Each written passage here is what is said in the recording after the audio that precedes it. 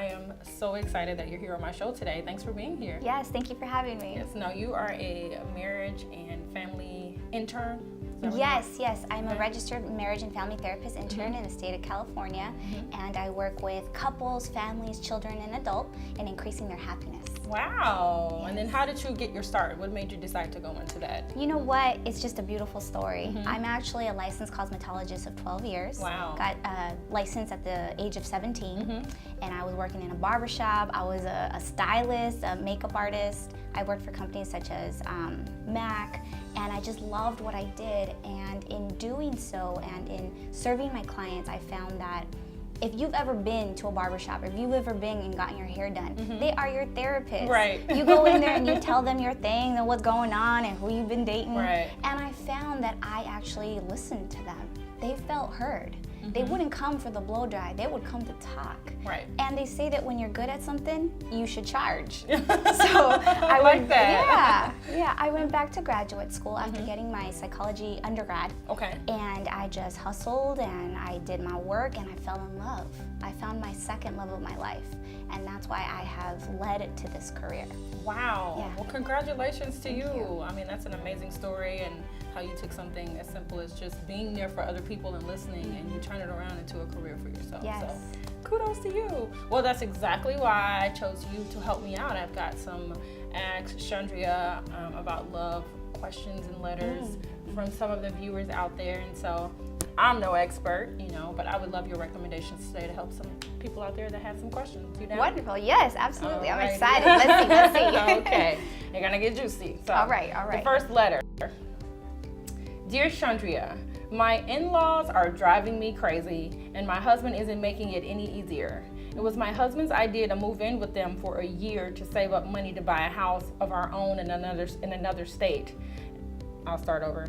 Dear Chundria, my in-laws are driving me crazy, and my husband isn't making it any easier. It was his idea to move in with them for a year to save up money to buy a house of our own in another state. As a young bride, I wasn't crazy about the idea, but I supported it. Now, 4 years later, and a few setbacks, we are still living in his childhood home with his parents and siblings. When I bring it up, he gets so annoyed, and we end up arguing every time. He assures me that this is temporary, but after 4 years, I don't know if we'll be moving anytime soon.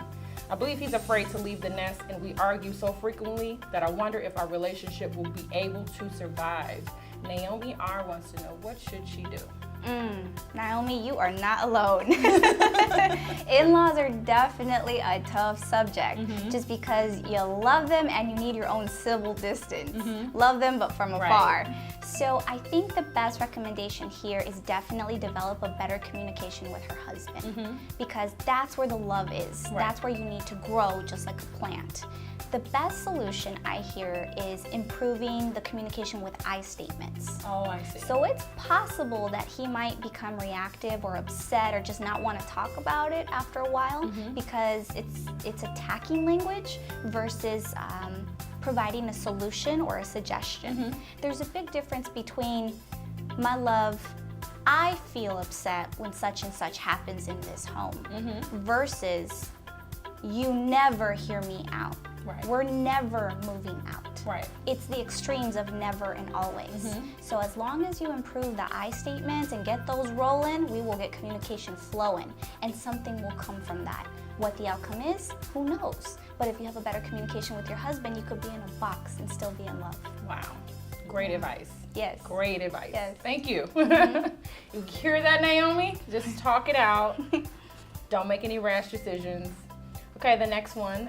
It says, Dear Chundria, my 16-year-old daughter wants to go on birth control pills. Her mother and I are divorced and have a difference in opinion. My ex-wife would rather support the idea rather than become a grandparent sooner than later. Personally, I feel she's giving our daughter a pass just because she has a boyfriend now. I feel we should be firm and put our foot down on the fact that she should not be having sex, boyfriend or not. Ordinarily, we pride ourselves on making big decisions together, but this one is beyond us. How can we ever agree? Mark B. wants to know. Mark. Ooh, being a single father is tough. It is so tough. And Mark, I will say this, one of the most beautiful opportunities you will have in this life is to grow as a parent. And there's this thing that we call, it's called imperfect parenting. It's knowing that you are good enough regardless of what the outcome is. It's detaching yourself from the mother of your child, from your daughter's behaviors or their results. It's knowing that you are coming forth in your authenticity and your full madness and saying, daughter, this is what I could provide to you in guidance and in psychoeducation for birth control and sex and just all that nitty-gritty stuff, and still detaching yourself and saying, I provided everything I could as a father, and my baby is gonna make her own decisions. And that's all you can do. Right. Yeah. They're kind of grown at 16, aren't they? They're there. There's some people though that be 20-something and they're not grown. Oh, they are not grown. Very true. Touche. Yes. Touche. The third question is, Dear Chundria, I have finally found the woman I want to marry and everything has been perfect, but when we discussed how we would sign our names on a certificate, she let me know that she wants to keep her last name instead of changing it to mine. Now I know this is 2017 and everything and a lot of the rules in the rule books have changed, but I'm old school and I think that the woman should change her last name to her husband's name. How can I be supportive of her desire to keep her name, but also not feel like less of a man because she doesn't want to take mine? This comes from Carter C. Any advice for Carter? Yes. Well, Carter, just to begin, congratulations on finding the one. That is definitely exciting. Absolutely. And Carter, I guess I'll start off with this. A rose by any other name would just smell as sweet.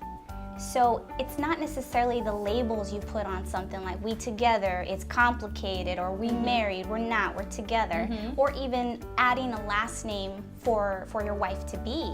More so, it's about how you guys feel about each other.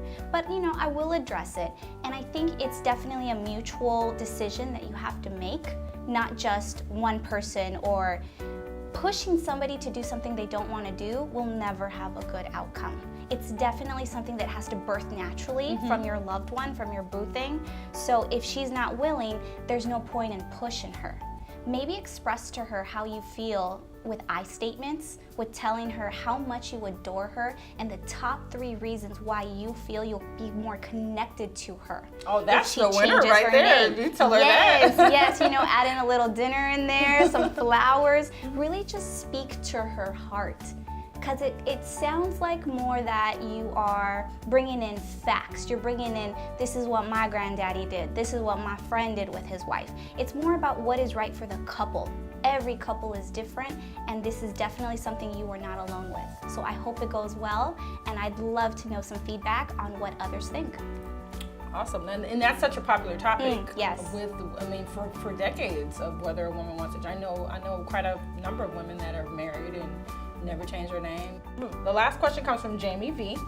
Jamie says, Dear Chundria, my partner has hit a very rough patch in life with the loss of a parent, losing a career job, and taking on a new position with a significant difference in pay. I have stepped up to be supportive every step of the way, but instead I get shut out or subjected to melancholy rants and pessimism. I suggested therapy, but of course that didn't go over so well. I think I'm wasting my time. How can we help Jamie? Jamie, this is difficult because grief and loss is definitely a subject that not everybody is comfortable with. Right. On top of that, he's having a transition, especially when it comes to occupations. So what comes to me in just listening to what it is you're needing guidance in is not so much providing a solution to your husband, but just simply being there for him. Just hearing him out, the gift of being truly present. Just hearing what it is he has to say, because you might be the only person that is going to hear him. And in time, he will find his own path. In marriage, it's not so much about saving one or the other, but just truly being there for them and catching them when they fall. And it seems like your husband has fallen at this point. So just gently be there for him and help himself pick up to where he wants to be, not necessarily where any of us think he should be. Wow, excellent advice. Well, I thank you today for helping all of my viewers today with their personal questions, and you've been excellent.